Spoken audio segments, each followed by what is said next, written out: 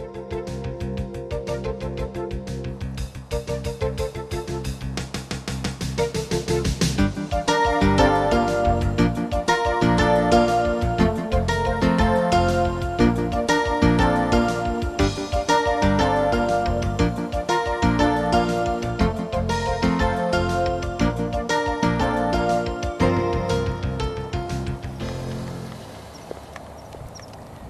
it's a great view from up here, but I'm not here for the view, I'm here to do some training. My name's Katie Wiley and my hobby is cycle racing.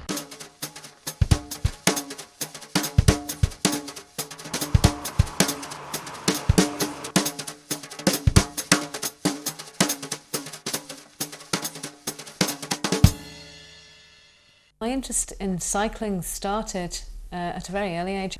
And then I cycled right throughout my teens, but not in a competitive way. And I did a paper round, which involved a lot of cycling.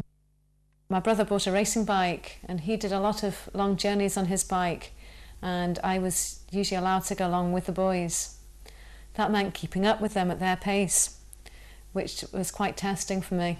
But I managed to do it, and I was always very much a person for enjoying the challenge of being with boys and being able to keep up with them and not showing that I was maybe the weaker sex. I didn't ever like to show that. Well, this is the bike I race on. As you can see, the bike hasn't changed much. The basic design is the same as the bike I used when I did my paper round. The bikes now have 18 gears, which you can change from the front here.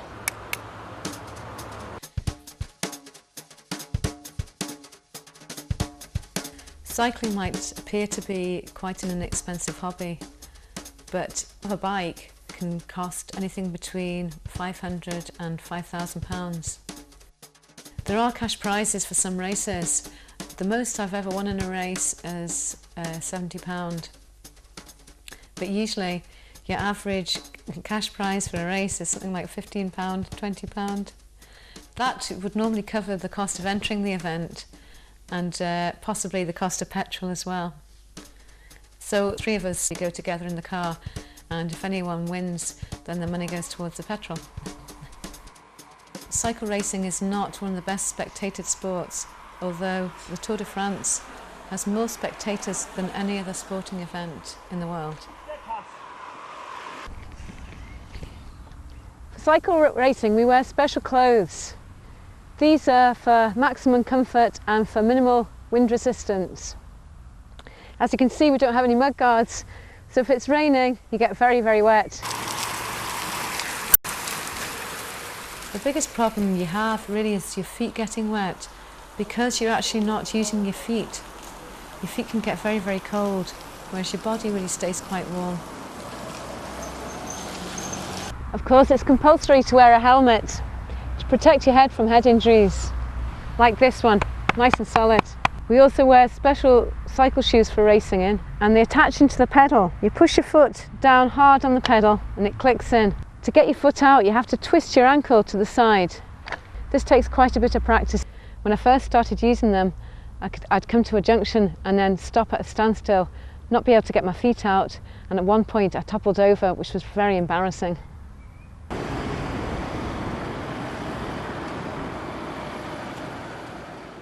I usually race once every 2 weeks in the summer. Most of the races have a mixture of women and men. The average distance is about 45 miles. The main bulk of the training comes in the winter. Often the weather isn't that great. You still have to try and get out there in the cold and the wet and the wind. Do long runs over terrain which is quite hilly. This builds up the strength in your legs, and it builds up your stamina as well. Training is anything between 15 and 20 miles per hour average.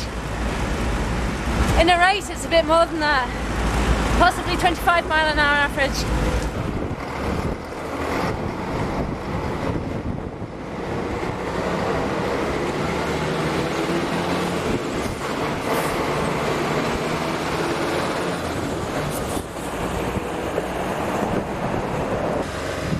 One of the downsides of cycling generally is the problem with traffic on the roads.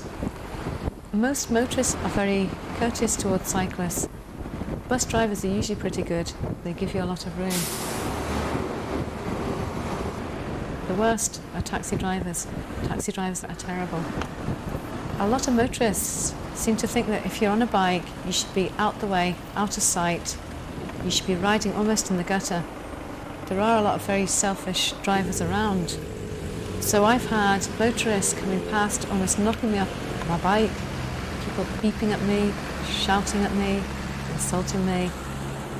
However, I think it's usually better to ignore drivers if they're getting on signs of road rage. You're very, very vulnerable when you're on a bike.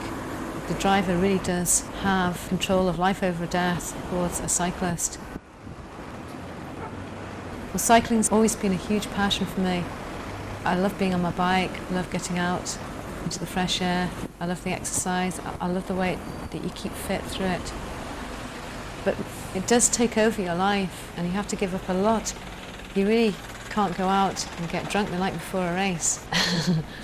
And sometimes you wonder whether it's worth the sacrifice.